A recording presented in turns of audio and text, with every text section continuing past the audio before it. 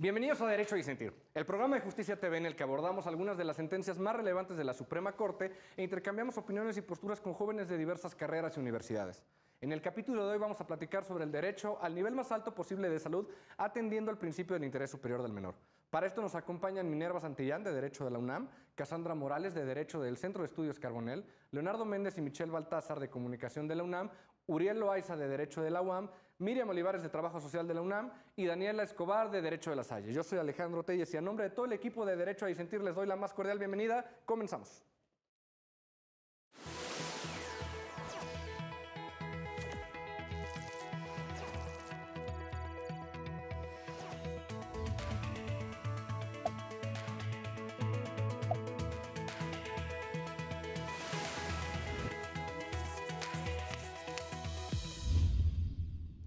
Hoy abordaremos el amparo en revisión 385-2016, resuelto por la segunda sala, asunto en el que se analizó el caso de diversos niños derechohabientes del IMSS y quienes padecían de hemofilia, a los cuales les fue cancelado el tratamiento que les era entregado en su domicilio debido a la enfermedad que padecen.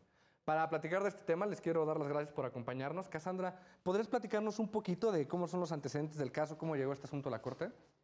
Sí, claro. Bueno, fue un grupo de menores de edad, obviamente representados por sus tutores, que se le fue retirado el tratamiento que ellos recibían por medio del IMSS, consistía en... era un tratamiento consistente en factor 8 y factor 9, que son los medicamentos que ellos reciben por el padecimiento que tenían, que es hemofilia.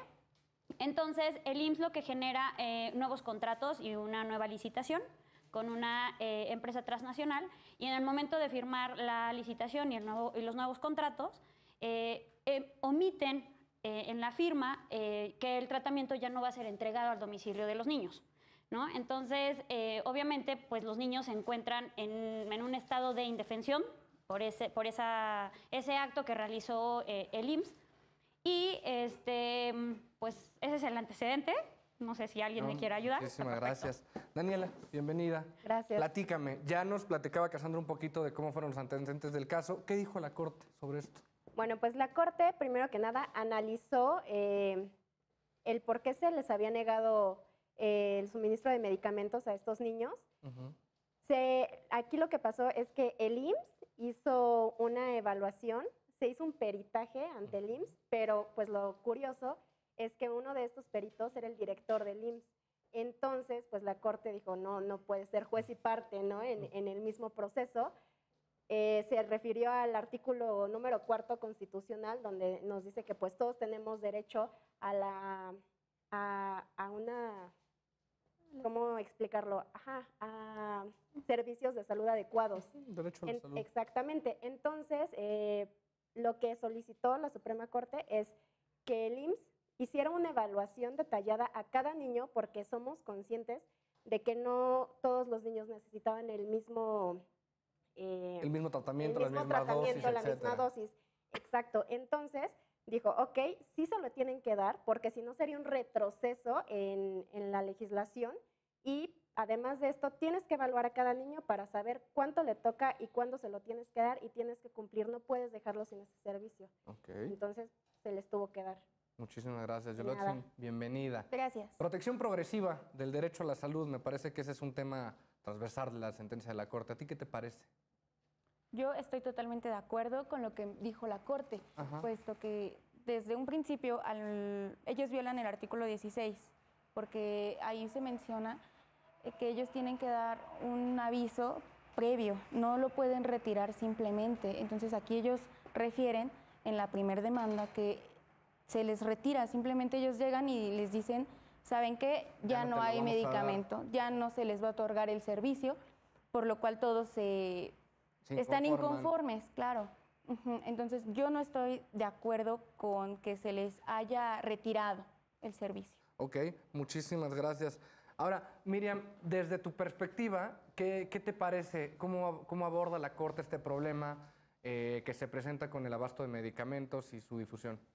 Pues yo creo que sí es muy importante el que les den esos medicamentos, porque sí se llegó a la solución de regresárselos, porque es una enfermedad muy delicada que solamente se puede controlar mediante el químico que se les pone, porque ellos no pueden recibir una inyección, porque como no coagulan, a eso se refiere la enfermedad, como ellos no coagulan, puedes causarles una hemorragia. Es muy importante también que se les dé el medicamento, porque las hemorragias no solo son por una herida o por una lesión, también pueden surgir por dentro del cuerpo, y esas que no se ven son aún más peligrosas porque pueden causar la muerte del infante.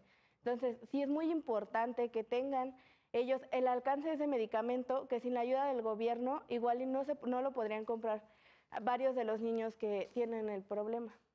Muchas gracias. Alex, ¿qué te pareció la sentencia? ¿A favor, en contra? ¿Por qué?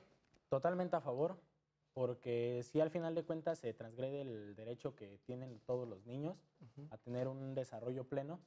En este caso, con la enfermedad, pues se les quita el medicamento básicamente que les da la vida plena y la vida de calidad.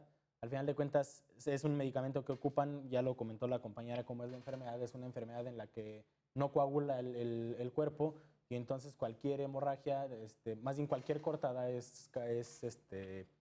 corre muy riesgo peligrosa. cualquier golpe corre riesgo de ser una hemorragia grave. Incluso cuando te pegas y te sale un moretón, pues eso no lo pueden hacer por la misma condición. Michelle, ¿a ti qué te parece? Bienvenida. Gracias. A mí me parece un tema bastante interesante, sobre todo en el aspecto en el que en los antecedentes se registra que claramente no había una buena praxis a la hora de administrar el tratamiento en los niños por cuestiones de talla, peso, edad. No a todos les quedaba la misma dosis, y también, como ya lo comentaron, es una enfermedad bastante grave el hecho de que tu sangre no se pueda coagular, ¿no? Entonces, hay extremidades, áreas del cuerpo que son extremadamente débiles o están como muy susceptibles, exactamente, son susceptibles a que padezcas una hemorragia, no te des cuenta.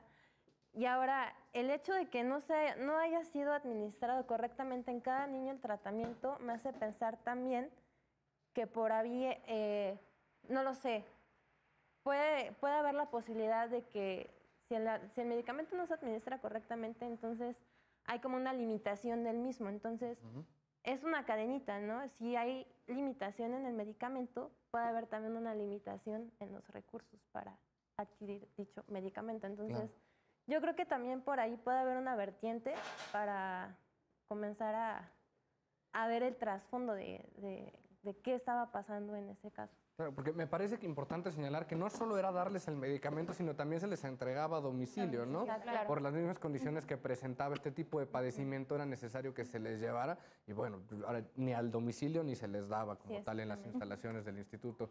Bienvenido, ¿cómo estás? Gracias. ¿Qué te parece la sentencia de la Corte? ¿A favor, en contra, por qué? Pues yo creo que si le preguntas a la sociedad civil, a nosotros, al público que nos ve, todos vamos a estar de acuerdo y vamos a abogar en favor de que se le proporcionen medicamentos gratuitos a la población, sobre todo a la población que está pues más rezagada, que pertenece a comunidades a lo mejor alejadas de zonas urbanas, en fin.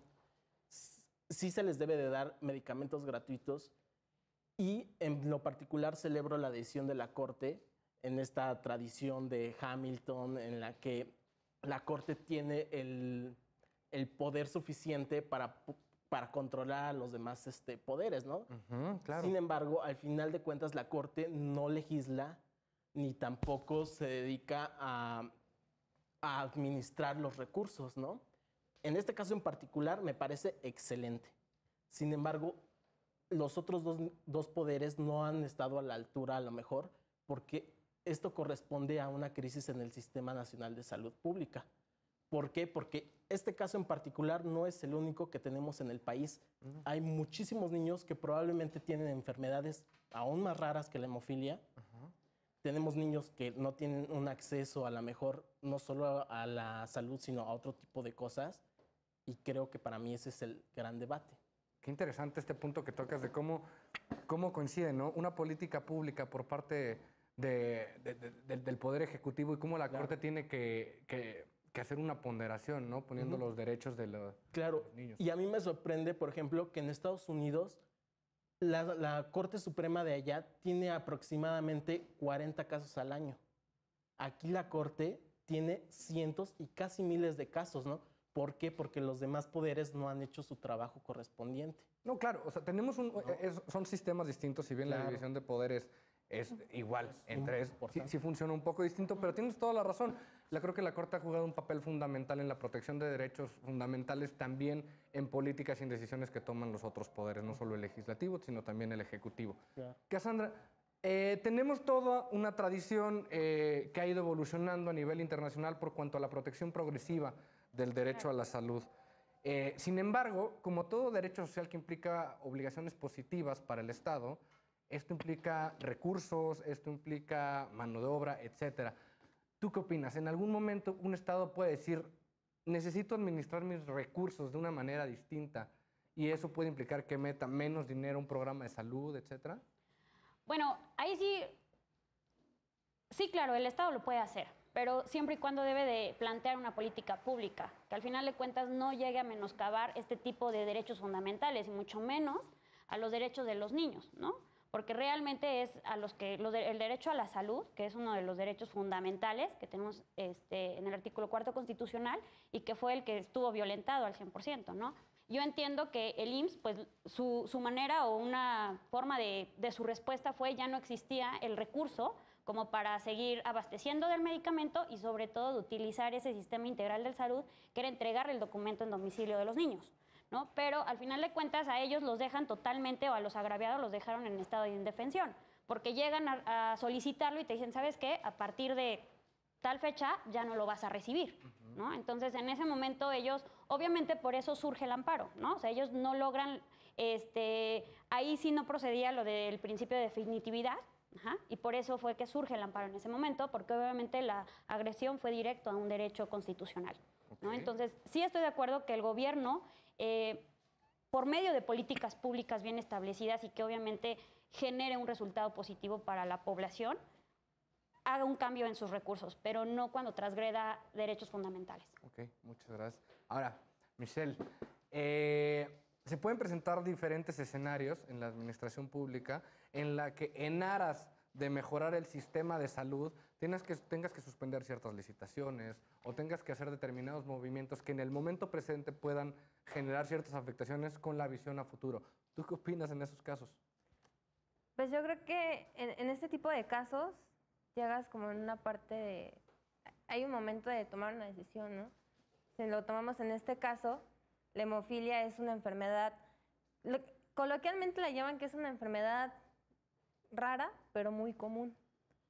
Ahora, tomas la parte de, bueno, ¿qué es más importante, entre comillas? Porque, bueno, cualquier enfermedad, cualquier tratamiento es igual de importante, pero no todos, como tú como gobierno no puedes sustentar todos. Entonces tienes que llegar a hacer una balanza sobre sustentar tratamiento para la hemofilia o sustentar tratamiento para enfermedades más comunes que casi la mayoría de la población tiene, como hipertensión, diabetes, cáncer, Claro, etc. Entonces, Perdón, yo creo que ahí a lo mejor si estuviéramos en esa situación de tener que elegir por qué enfermedad vamos a invertir, yo creo que ahí una gran responsabilidad es de la población. Pienso, ¿Por qué la población? sí, porque, por ejemplo, esta es una enfermedad hereditaria, congénita.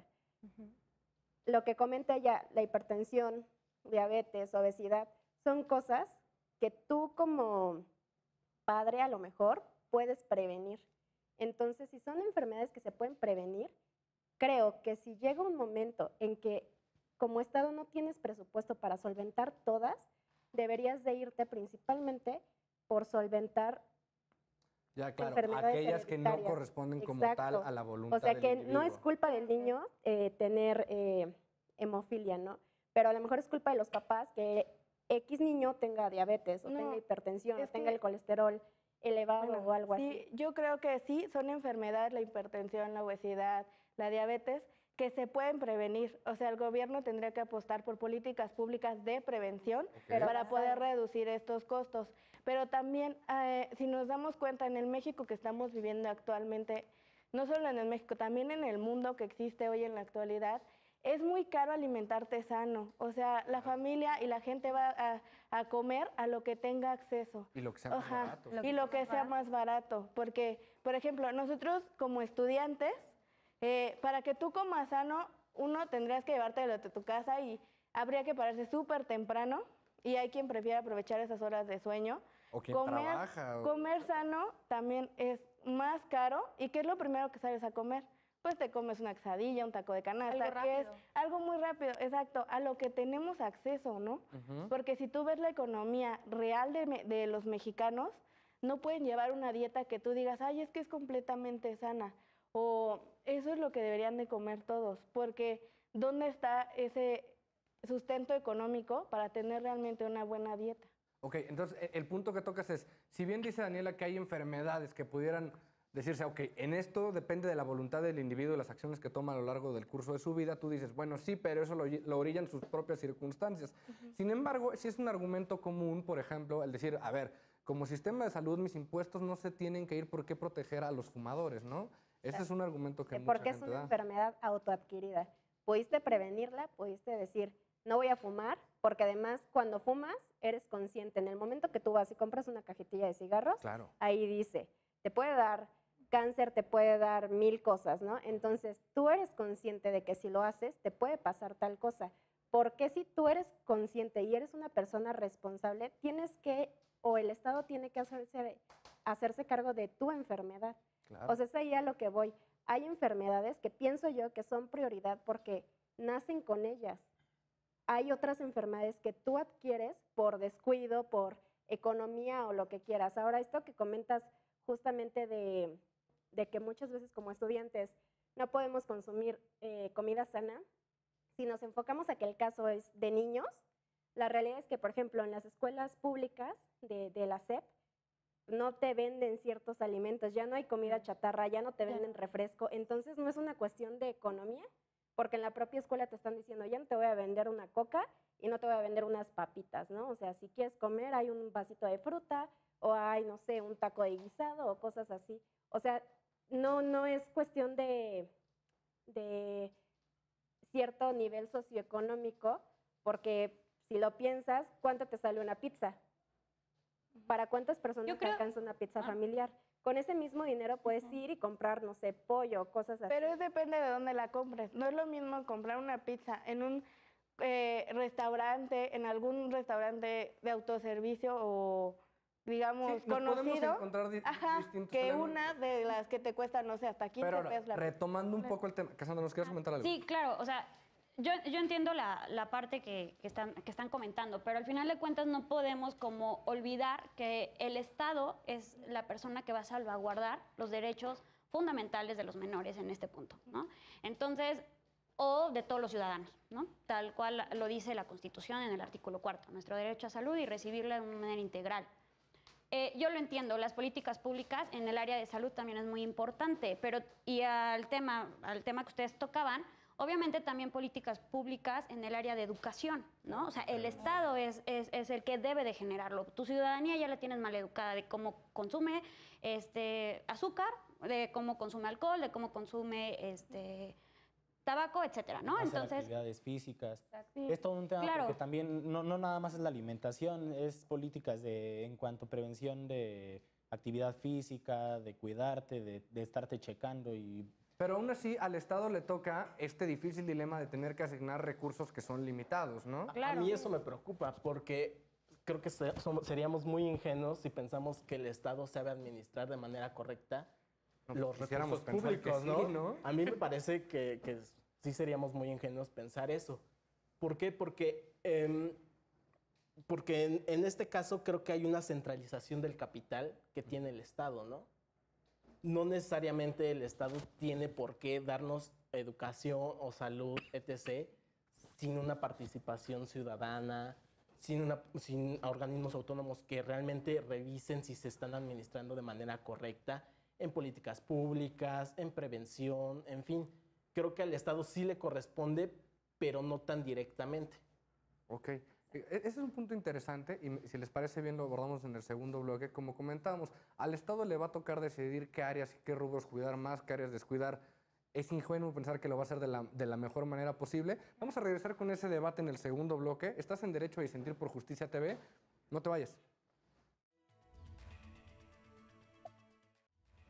Estamos de vuelta en Derecho a Disentir por Justicia TV. Nos quedamos con un tema bastante interesante, que es el papel que le corresponde al Estado en la asignación de recursos para múltiples fines, pero que al fin y al cabo son escasos. Leonardo, nos estabas compartiendo tu punto de vista sobre este tema. Claro, considero que hay una crisis de gobernabilidad actualmente. Teóricos dicen que es una crisis de democracia representativa, algunos le echan la culpa a la derecha, a la izquierda, en fin, pero creo que en realidad el punto es de que hay una crisis de gobernabilidad. ¿Por qué? Porque ellos, los gobernantes, se dedican a administrar nuestros recursos. O sea, los medicamentos no son completamente gratis. Son medicamentos que se compran con los impuestos. Con nuestros impuestos, en fin. Y los medicamentos actualmente se compran a través de la Secretaría de Hacienda. La Secretaría de Hacienda obviamente depende del Ejecutivo, ¿no? Entonces, a mí me parece importante que llega un gobierno, cambia lo que hizo el gobierno anterior, el siguiente va a cambiar lo que hizo el gobierno anterior, y tenemos el caso concreto del Seguro Popular. El Seguro Popular fue instaurado por Vicente Fox, tuvo sus pros, sus contras, pero viene la actual administración y lo quitan por completo. Ni siquiera dejaron lo que realmente servía para continuar y a lo mejor mejorar los casos con casos de corrupción, quitarlos, hacer una limpia. En fin, a mí eso me preocupa. Pero fíjate, este punto que toca, me parece que la crisis de gobernabilidad, al contrario, me parece que las políticas públicas se legitiman en las urnas, ¿no? Y Claro. cuando elegimos un determinado gobernante, lo elegimos con base en lo que nos dijo que sería su plan de gobierno en una determinada Pero las elección. políticas públicas tendrían que ser continuas. Por ejemplo, para hacer una buena política pública hay que hacer un diagnóstico. ¿A quién se le va a dar? ¿Cómo es que está la situación? Después hay que evaluarla. En 6 años no va a ser posible, porque en 6 años no haces el diagnóstico, en 6 años no ves a quién benefició. O sea, los gobernantes tendrían que ponerse a pensar en las personas, o sea, en el pueblo, y no en qué van a hacer ellos, sino en continuar las que sí han estado funcionando Y cambiar y las ver que no. y cambiar las que no, y llegar a ver ese cambio que exista, ¿no? O sea, no es de llegar y decir, es que esto lo hice yo y es que esto lo voy a hacer yo. No, o sea, es ponerse a pensar, esta sí está funcionando, aún no sabemos realmente qué tanto alcance tuvo, la vamos a dejar para que siga. Eso sería lo importante para que funcionen las políticas públicas. Pero ahora, yo les tenía una pregunta, retomando un poco la sentencia. Si de repente una determinada administración, digamos, en un tiempo temporal, determina que se tiene que cambiar una licitación, que se tiene que cambiar un programa de entrega de medicamentos, como es en el caso donde se dice, en la hemofilia ya no podemos otorgar los medicamentos en casa. ¿Por qué? Porque tenemos recursos limitados y tenemos que asignarlo a otras variables. ¿Se vale, no, que haga eso el gobierno o no? No, en este caso no. A ver, cuéntame, ¿por qué? Porque primero tienen que respetar los tratados internacionales, el derecho de los niños, el derecho a la salud.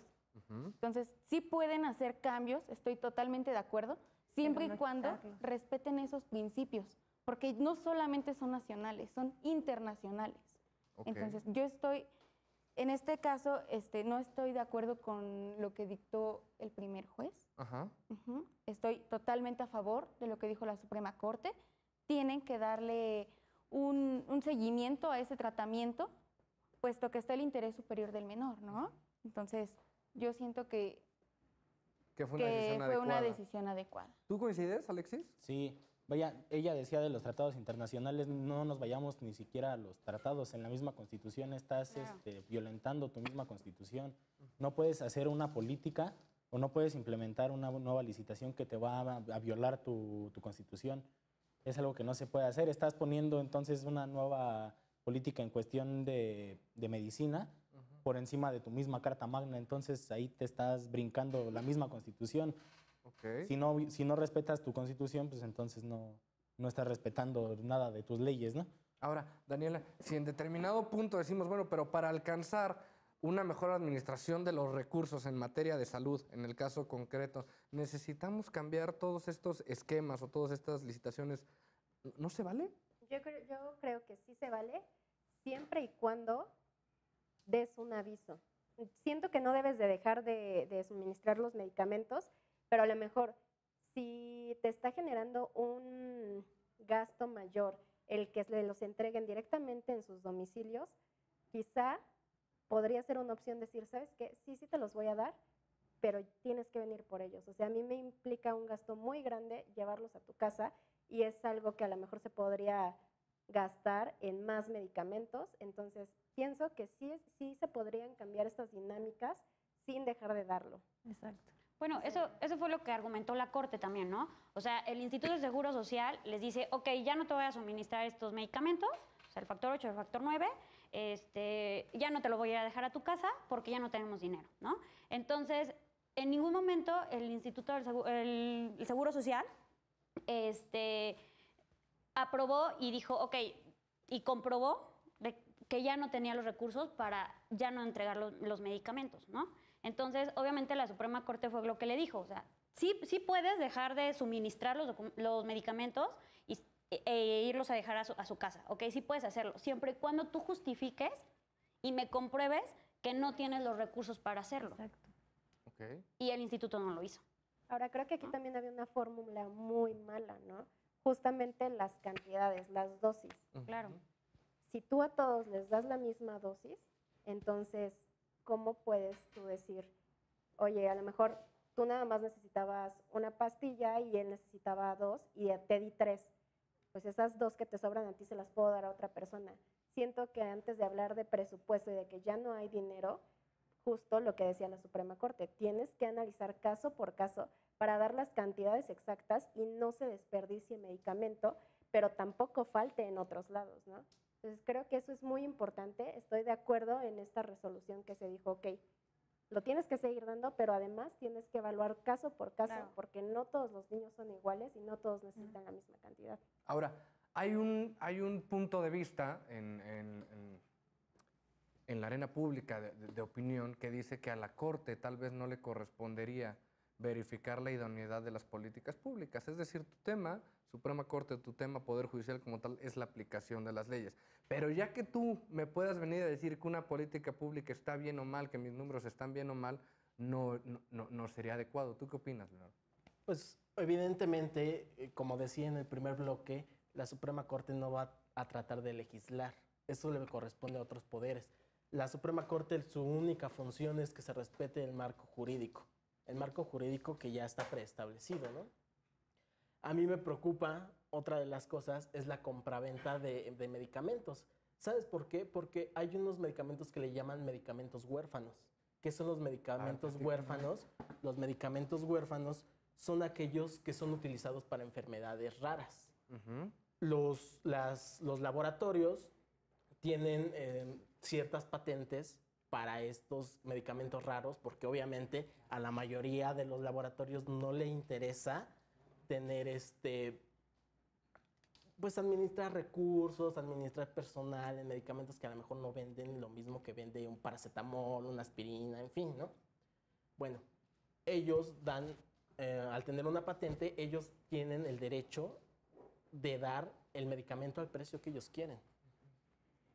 El Estado en ningún momento tiene el deber de decirles a ellos, ¿sabes qué? Que véndemelo a 100 pesos, cuando en realidad cuesta 1,000 pesos. El Estado no puede hacer eso. ¿Por qué? Porque ellos tienen que sacar un provecho de esas investigaciones que a lo mejor nadie quiere hacer. Entonces... Y ahí nos metemos en todo un debate. Es claro, moralmente es correcto todo un debate, ¿no? Porque este punto que tocas es decir, el gobierno no puede. ¿Y no podríamos? ¿No estaría justificado que en temas de salud, independientemente de que haya un trabajo de investigación, una patente, pues vamos a salvar vidas? Es que ¿sabes cuál es el problema? Que la fijación de precios es meterte en el mercado. Y al meterte en el mercado, desincentivas a que los laboratorios les interese a lo mejor invertir recursos en este tipo de enfermedades, ¿no? ¿Tú qué opinas? Pues es que el costo de estos medicamentos que menciona él son muy caros. Hay tratamientos que van hasta 100,000 pesos diarios, que son medicamentos que o son enfermedades tan raras que solo las tiene un laboratorio. Y como ya lo comentaba él, o sea, como tú eres el único que tiene la posibilidad de salvar esa vida o de atacar ese problema, lo vas a dar al precio que tú quieras, ¿no? ¿Y eso está bien, Michelle? O sea, ¿debe permitir el Estado que nos basemos en un mero punto donde el que tiene la oferta controla el precio y aunque esto pudiera salvar más vidas, pues es el que tiene la oferta. Éticamente es incorrecto, ¿no? Porque ahí ya no te está interesando ni la investigación ni el medicamento si funciona, sino a ti lo único que te interesa es hacer tu negocio y hasta ahí. Entonces, es todo un debate, como ya lo habías comentado, este sentido de la oferta-demanda, la patente contra, hacerlo genérico. Contra un beneficio colectivo. Exactamente. Pero ahora, ¿qué está pasando especialmente? Porque yo tengo una duda referente al activo, al aditamento 8 o 9, de acuerdo al tipo de hemofilia que tenga, que tenga la persona, si estos se consideran como medicamentos huérfanos. Es claro que hay medicamentos para la coagulación hay muchos, pero en este caso ya no estás tratando la enfermedad, solamente estás haciendo un tratamiento de profilaxis, no estás manteniendo. Exactamente. Entonces, ahí, ¿qué estaría pasando o quién se encarga de decir, bueno, entonces el medicamento que realmente necesitan es huérfano, no es huérfano? Podemos realizar esta competencia para que se empiece a producir de forma que no cueste tanto. Que eso ya le corresponde como tal a la administración, ¿no? Exactamente. Cassandra, en este tema que platicábamos, en este debate sobre si el gobierno de repente podría intervenir en la fijación de precios, ¿tú qué opinas? Bueno, sí puede intervenir, pero yo creo que ahí sí sería cuestión de legislarlo. O sea, tener la manera en la cual el gobierno puede intervenir, pero siempre y cuando bajo ley. ¿Sí? Porque, ¿sea como un convenio? Sí, claro, 100%, que esté como coordinado. Un convenio de, ¿sabes qué? Es un bien mayor, ¿no? O sea, El que vamos a obtener exactamente. Digo, yo en este momento no tengo el dato exacto, preciso, pero en algún momento leí un reportaje justamente de una vacuna. No recuerdo si fue la de polio, que justamente el laboratorio hizo esto. O sea, dijo, ok, sí tenemos la vacuna, tenemos la cura, pero no querían vender la patente, ¿no? Obvio, Entonces, claro. yo quiero, hasta que llegó un punto en que el laboratorio dijo, ¿saben qué? Tienen razón. O sea, si de nosotros descubrimos esta solución, vamos a hacer un acuerdo con el gobierno, con el estado, con varios estados, y vamos a venderles directamente a ellos esta vacuna. Va a ser un costo menor, pero pues hay que ver que se van a salvar muchísimas vidas, ¿no? Y fue algo en lo que entró, recuerdo, la Corte Interamericana, que dijo, ok, o sea, ojo, ¿no? O sea, tú tienes la cura y no puedes poner primero una cuestión económica que una cuestión de vida. Claro. Y al final se logró llegar a este acuerdo, a este convenio, y pues las vacunas se repartieron, ¿no? Entonces creo que eso es algo que a lo mejor se podría hacer. O sea, llegar a un acuerdo con este tipo de enfermedades extrañas y decir, ¿sabes qué? La realidad es que 2 personas te pueden, o sea, 2 de 100 personas que tengan esta enfermedad te van a poder comprar el medicamento, porque mejor no lo vendes un poco más barato y puedes salvar a estas 100 personas, ¿no? Entonces sí sería una cuestión de llegar a un convenio, porque pues, generalmente cuando pasa esto el Estado sí tiene que poner cierto capital, ciertas reglas, para que entonces el laboratorio acceda y se pueda llegar a este bien. Yo creo que también, perdón. Sí, no. Yo creo que también, si nos vamos un poquito más a nuestra realidad política, social que vivimos en México, también hay que hacer que el Estado quite un poquito de interés personal en todos los asuntos que tenemos, ¿no? Sí. Porque ahorita lo que tú comentas obviamente es algo ideal, que todos esperamos, que el laboratorio tal encuentre la cura y, bueno, nos lo comparta para muchas enfermedades que tenemos, ¿no? El problema es que ahí interviene el Estado con intereses políticos y económicos también. Entonces también no nos podemos cegar por eso no avanzan las políticas públicas en México, ¿no? Pero también podría haber cierta... Adelante. No, tenemos casos muy claros en los cuales el Estado deja, pero también interviene. Por ejemplo, en Canadá. En Canadá dejan que los medicamentos huérfanos se produzcan y el Estado no pone en ningún momento una fijación de precio. Le dice a los laboratorios, véndanlo al precio que ustedes consideren, siempre y cuando no sobrepasen el excedente de sus ganancias. Ustedes pueden tener un cierto excedente de ganancias, no sé, un 50%, 20%. de lo que les costó producirlo. Y ustedes pueden venderlo dentro de ese margen al precio que ustedes quieran. Entonces ahí sí hay una intervención del Estado, pero solo como vigilancia, como una especie de Profeco. Claro, que al fin y al cabo no es un gobierno diciéndote no tengas ganancias por tu trabajo, simplemente sí, modérate porque entran en juego derechos humanos. Aquí tenemos el ejemplo del Profeco. Profeco no fija precios. Profeco nada más determina si los productos están excediendo el precio que deberían de tener. Claro, y como ustedes también mencionaban hace unos minutos, cuando entras con una distorsión al mercado, con la fijación de precios máximos, con fijación de precios mínimos, distorsionas y puedes generar efectos o con consecuencias no deseadas, ¿no? Claro. Efectos secundarios, llamémosles así. Y aparte tenemos el ejemplo de la Unión Europea, Canadá también, Australia, Japón y Estados Unidos, en los cuales los medicamentos tienen una patente de 20 años. Los laboratorios meten su patente desde que se está produciendo, para que obviamente otro laboratorio no les gane la idea, ¿no? Bueno, una vez de que se pone al mercado, continúa esa patente. Entonces, si tardaron 15 años en crear ese medicamento como se debe, nada más tienen 5 años para sacarle una ganancia. ¿Qué es lo que pasaba antes? Que obviamente para que tuvieran ciertas ganancias, en esos 5 años los vendían los medicamentos de manera excesiva. Entonces, los gobiernos protegieron al mercado. ¿Cómo protegieron al mercado? Dándoles una exclusividad extra. Entonces, a ti, fulanito, laboratorio fulanito, te faltan 5 años, bueno, nosotros te vamos a permitir que tengas 5 años más, o 7 o 10, dependiendo del caso, para que en vez de que des un precio en 5 años excesivo, lo puedas ir como administrando en esos 15 años restantes, y así bajan los costos. También quisiera tocar el tema de la economía de estas gentes a las que se les deja sin el medicamento. Es claro que el medicamento no es un medicamento barato. No es un medicamento que una persona común pueda ir y llegar a la farmacia y no, pues dame tal medicamento y lo pague. Es un medicamento carísimo, ¿no? Tan es así que tienen que ir al Seguro Social a pedir el medicamento. Entonces también estás dejando desamparada a la gente. Claro. Y hay el ejemplo del medicamento para bajar las defensas en caso de la gente que es trasplantada de algún órgano. Son medicamentos que al mes son de 300,000 pesos y son varios medicamentos que toman y son 300,000 por cada caja.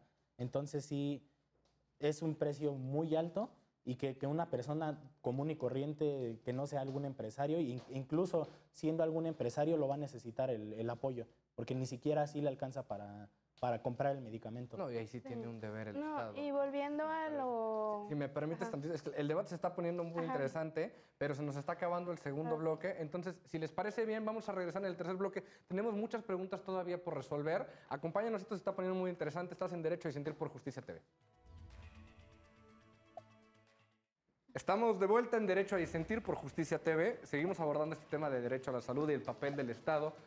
¿Cuándo tiene que asignar recursos que son limitados para múltiples fines? Miriam, ¿nos quieres compartir algo? Sí, yo quería mencionar esto de que decían, no, es que a lo mejor la gente no puede ir tiene que ir por el medicamento para que su niño lo obtenga, ¿no? Pero ¿y si esta gente no puede acercarse a la clínica para el medicamento, porque no sabemos en qué zonas estén situadas los niños con los casos de hemofilia? Y sabemos que los servicios están muy centrificados y muy centralizados en el país. Entonces, si tú vives a 4 horas y eres de escasos recursos, pues te va a costar muchísimo dinero ir por el medicamento que antes te llegaba a tu casa. Y pues sí tendría que obedecer el Estado primero a la salud, ¿no? A darte ese recurso, como sea, tú tienes derecho a la salud y tendrían que dártelo, incluso si tiene que llegar a tu casa, ¿no? No sabemos en qué situación se encuentran los niños que reciben Claro, que es un tema que recoge tanto la Corte como el derecho internacional, que el derecho a la salud no implica únicamente que exista un hospital, sino que tiene que cumplir ciertos parámetros de ser accesibles, de ser asequibles, etcétera, ¿no? Y es con los parámetros que tenemos que cumplir. Sin embargo, este tema que tocas de la dificultad que pudieran tener ciertas personas para tener acceso al hospital o a poder ir a recoger la medicina, también nos lo podrían decir personas con otras enfermedades, ¿no? Podrá llegar una persona a decir, a ver, a los de la hemofilia les estás dando el medicamento en domicilio por ciertas condiciones, pues a nosotros también, ¿no? Porque tenemos un hospital a 4 horas, a 5 horas, etcétera. Sin embargo, el Estado no puede tiene la cubrir capacidad todo. económica, ¿no? Para poner un hospital. Pero es que no es lo mismo tener una enfermedad que es más común a estas enfermedades que son tratadas en instituciones específicas que solo se encuentran en el centro del país. Y entonces tú al no tener este acceso, ¿cómo lo haces? Pero ahora te voy a hacer una pregunta que sé de inicio que es complicada. Como tú lo dices, es una enfermedad difícil, pero también pudiera haber una parte del debate público que te dijera, sí, es más importante proteger enfermedades que le da a más gente. Y si en determinado momento, por ejemplo, Yolotzi nos comentaba al principio, no podemos echar marcha atrás con una política pública de asignación de recursos para la hemofilia porque sería regresivo. Pero del otro lado tenemos que ver que juegan bastantes variables. Es decir, no juega la hemofilia sola, sino que hay pacientes con cáncer, pacientes con Diabetes. etcétera. Si en algún momento un Estado determinar una nueva asignación de recursos para proteger enfermedades que son más comunes, desprotegiendo a los que tienen este tipo de enfermedades que comúnmente se les llama rara, ¿ahí se vale? No, Tampoco. no se vale porque, regreso, el interés superior de la salud. Quienes tienen más bien dicho, menos posibilidades, menos acceso es a quien se le debe apoyar.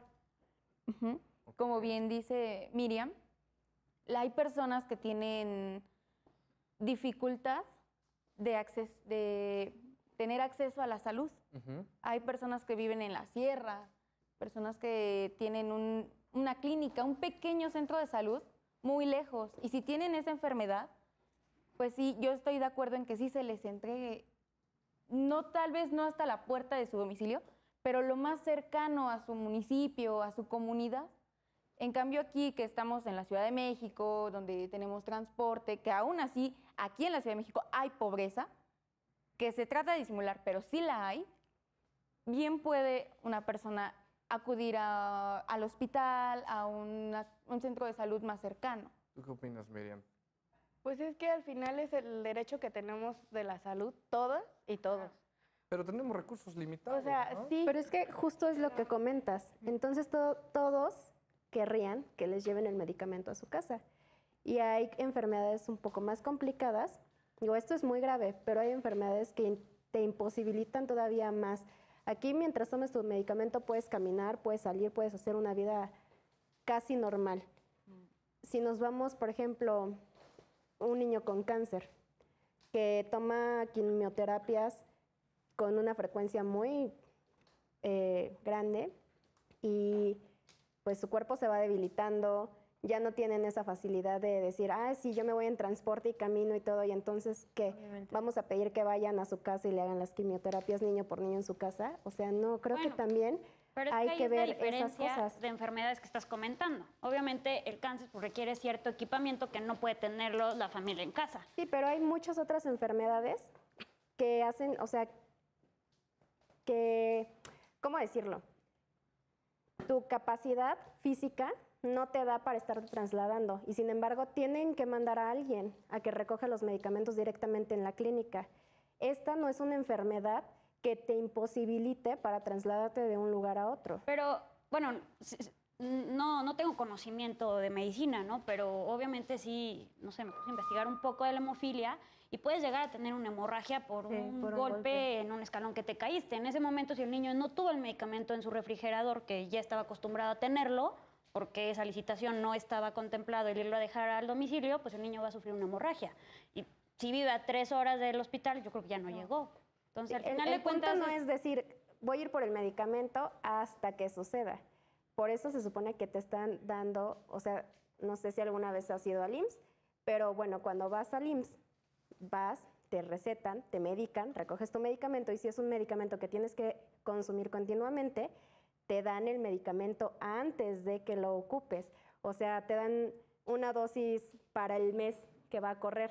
No te dan un medicamento para mañana. El problema de eso es que no lo definió el Seguro Social en ese momento. Si no, yo creo que tú como tutor de un menor dices, ok, no me lo vas a entregar tú a mi domicilio, pero sí voy a tener el abastecimiento suficiente, ¿no? Entonces, Que realmente es eso fue al lo que final no se llegó solucionó el seguro. con la Suprema Corte, esa fue la resolución. Con No te lo a voy a que se llevar, busca llegar. Es lo que se exactamente, no buscó. te lo voy a llevar porque no tengo los recursos, pero puedes venir Yo lo por voy a él. seguir suministrando. Y entonces ya es decisión de cada quien, si va y lo recoge en tiempo o si va y lo recoge cuando ya pasó algo. Pero es que igual no es decisión tuya. ¿Tengo dinero para ir a recoger Claro. ese medicamento? No tengo para ir a recogerlo, porque igual la persona que tiene al niño con hemofilia, y si no es el único, pues también tienes que darle de comer a tus hijos, ¿no? Entonces entra como, son muchos factores los que entran dentro de la familia al momento de que alguno se enferma o tiene alguna enfermedad rara, terminal o crónica. ¿Cómo es que tú vas a acceder a ese medicamento? O sea, Ahora, que retomo un poquito la pregunta y un dato que también menciona la sentencia es que se podría dar el caso de que, en este caso de enfermedad, podría ser de una de cada 50,000 personas, ¿no? Y eso tiene un cierto costo, un costo X para el Estado. Si yo como Estado pudiera demostrar que con ese X costo puedo ayudar a 50 personas con otra enfermedad, ¿ahí se vale que deje de apoyar a una persona? ¿Podemos volver a esto un tema utilitario? no, No. es que no se vale porque estás violentando los derechos de las otras personas. ¿De los Porque 50 o de uno? de uno. Pero tengo que tomar Pero decisiones, no, ¿no? porque el derecho a la salud es un derecho que todos y todos tenemos. Universal. Pero los Sí, recursos pero son lo- limitados. Lo que justamente él menciona es muy real y a lo mejor sí suena utilitarista, pero es real. Es crudo, pero es cierto. Es que tienes que ver el bien mayor. Entonces, ¿vas a dejar morir a 50 personas por salvar a una? Y hace entonces el los Estado en otros esos 50 casos? niños no tienen derecho porque nos estamos enfocando en uno.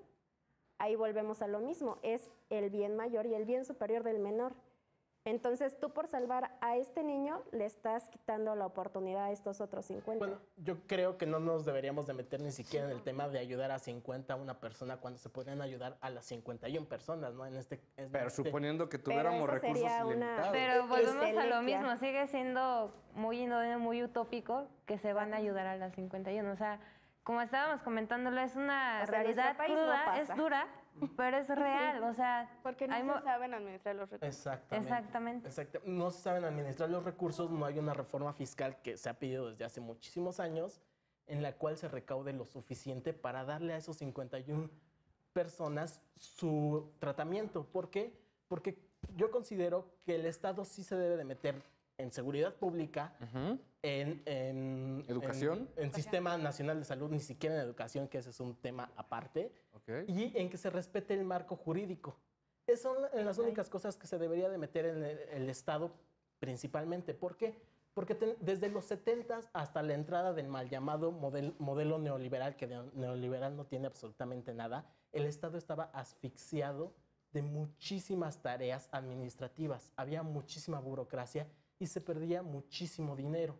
Entonces necesitamos un Estado un poco más delgado, un Estado que a lo mejor le meta menos a Pemex, que no genera recursos. Que ya es el tema otra vez de asignar. Claro, Saber asignar. y mejor meterle a un sistema nacional de salud que sí nos retribuya en el futuro una inversión. Pero ahora, igualmente, porque le está subiendo la pregunta, igualmente en una mejor asignación de recursos, los recursos siguen siendo limitados. Claro. Y te vas a tener que enfrentar a situaciones igual de 51.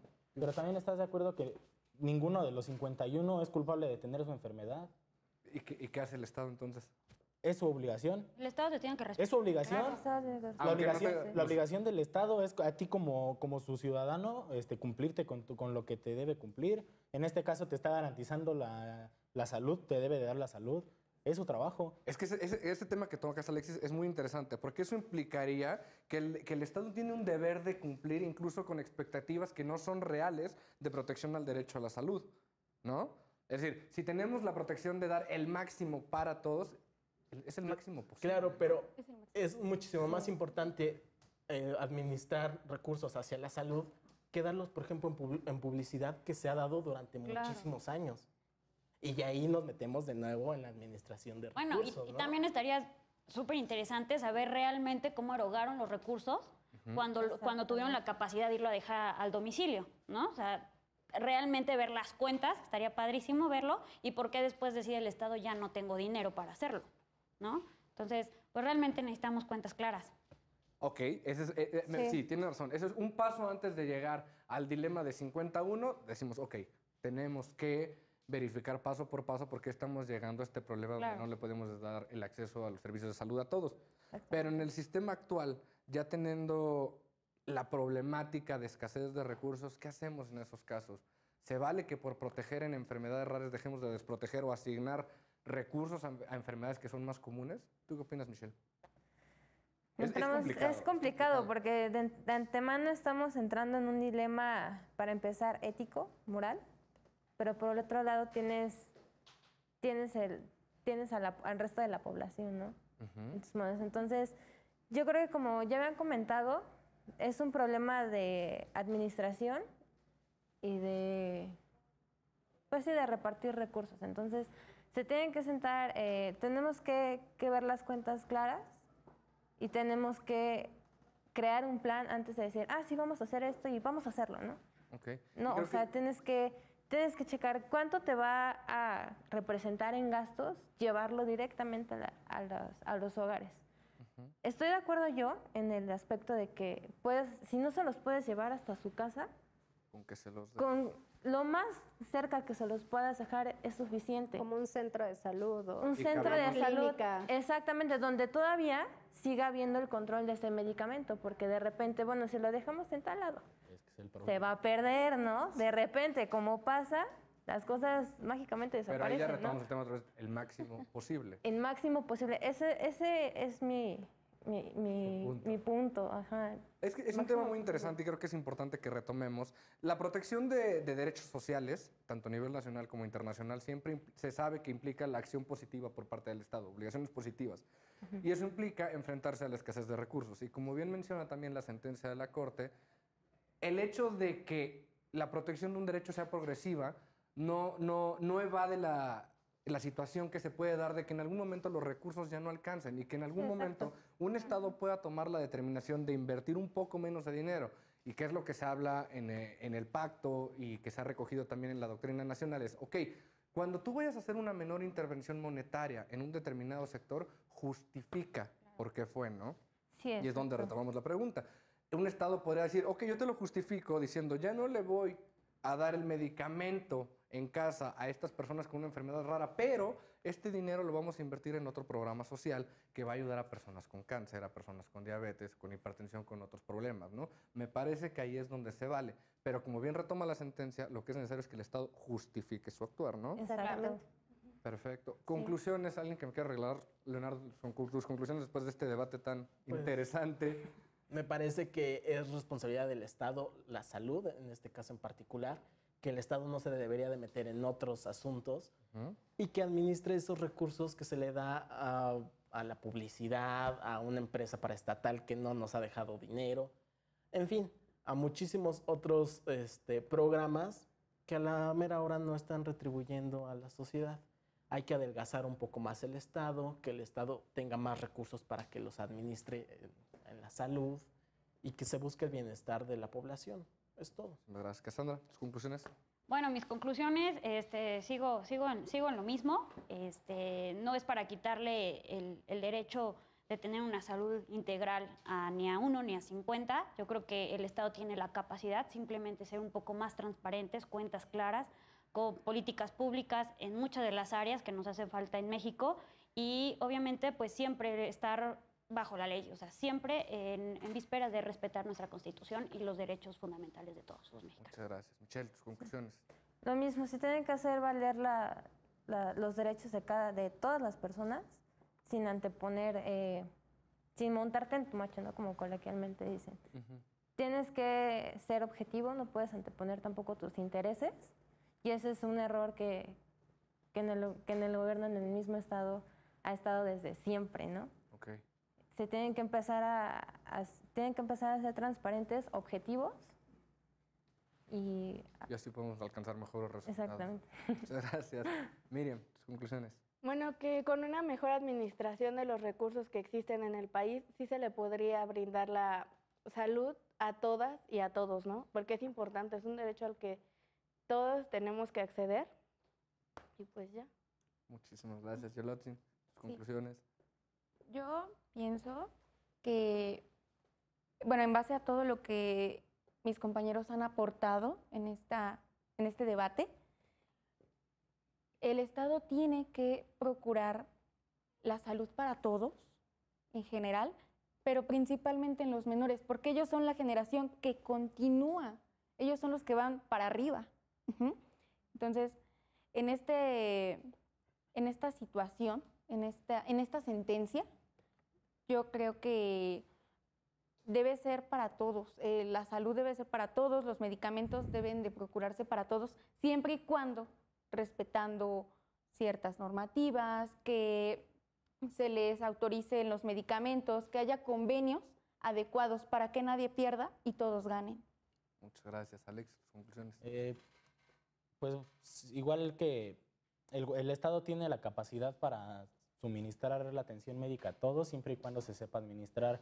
También está el hecho de que muchas veces, porque son niños, incluso fuera de este tema en cuanto a valores, derechos, se les hace invisibles a los niños, se les echa a un lado por el simple hecho de ser niños. Al final de cuentas eso está mal. Y esta sentencia sienta un precedente magnífico en el que ya a los niños ya se les va a tomar en cuenta, y ya lo dijo la compañera, se va a apoyar a la niñez, al sano crecimiento de la niñez, al sano desenvolvimiento de la niñez. Muchas gracias. Diana, te tengo que cerrar el Muy programa. bien, muchas gracias.